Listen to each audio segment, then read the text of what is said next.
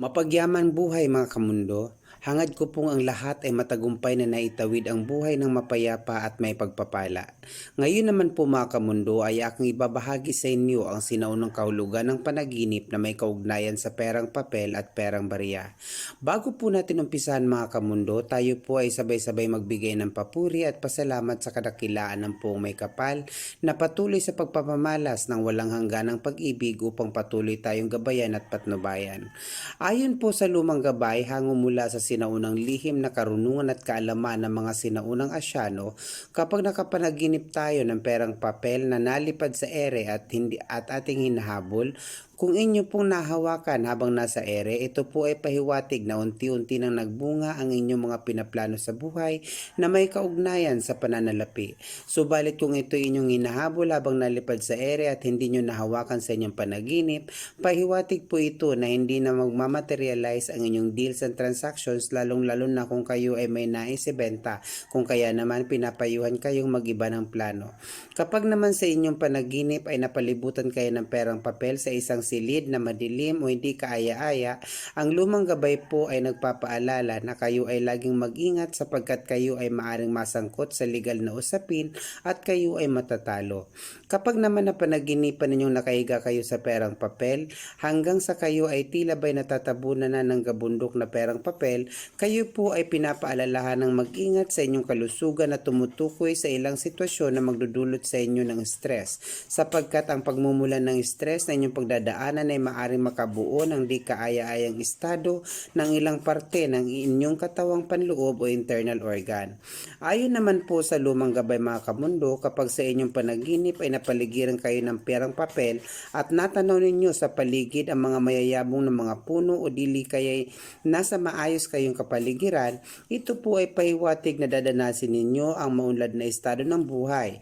Kapag naman sa inyong panaginip mga kamundo ay nakikita ninyo ang inyong sarili na tumatanggap ng perang papel, paloob man, papapaldo man o ilang piraso, pahiwatig po ito na unti-unti nyo mababawi ang ilang mahalagang nailabas ninyo o nagastos mula sa nakaraang araw. Kapag sa panaginip ay nakita ninyo ang inyong sarili na nag-abot ng perang papel, ibig pong sabihin ayon sa lumang gabay, ang inyong naipon o savings ay nakatakdang mapunta sa ilang biglaang obligasyon o responsibilidad na sa madaling sabi, mapapagastos kayo nang wala sa plano. Kapag naman sa inyong panaginip ay nakikita ninyo ang inyong sarili na namumulot ng perang papel, sinyalis po ito na kayo ay magkakapera. Ngunit kung sa inyong panaginip ay namumulot kayo ng perang barya o di kaya inabutan kayo ng perang barya, ito po ay sinyalis na kayo ay magiging bugnutin o irritable sa mismong araw na iyon at sa ilang susunod pang mga araw. Kapag naman sa inyong panaginip ay nakita ninyong umuulan ng pera mula sa kalangitan, pahiwatig po ito ng samot-saring problema na kakaharapin, perang papel man o perang barya. Kung sa panaginip naman ay nakita ninyo o nahawakan ng perang banyaga o foreign money, dalawang interpretasyon po ito mga kamundo.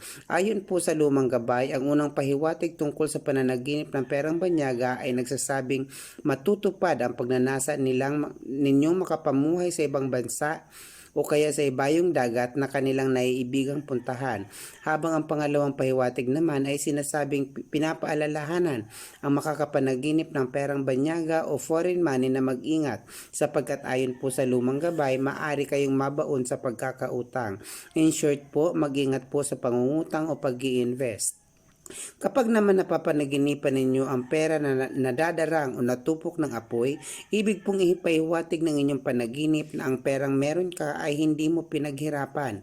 Kapag naman ang panaginip mo ay tungkol sa perang hindi natutupok o nadadarang ng naglalagablab na apoy, indikasyon po yun na kayo ay may matatag na kalooban, prinsipyo at laging naghahangad ng matatag na hanap buhay. Kapag naman sa inyong panaginip ay naaninag ninyong tumianod o lumutang sa tubig ang pera, nahawakan nyo man o hindi, kapag perang papel man o perang barya na may kasamang tubig, Ang nananaginip o mahal sa buhay ng nananaginip ay pinapaalalahan ng mag-ingat sapagkat pagkakasakit ang ibig ipahiwatig ng naturang panaginip.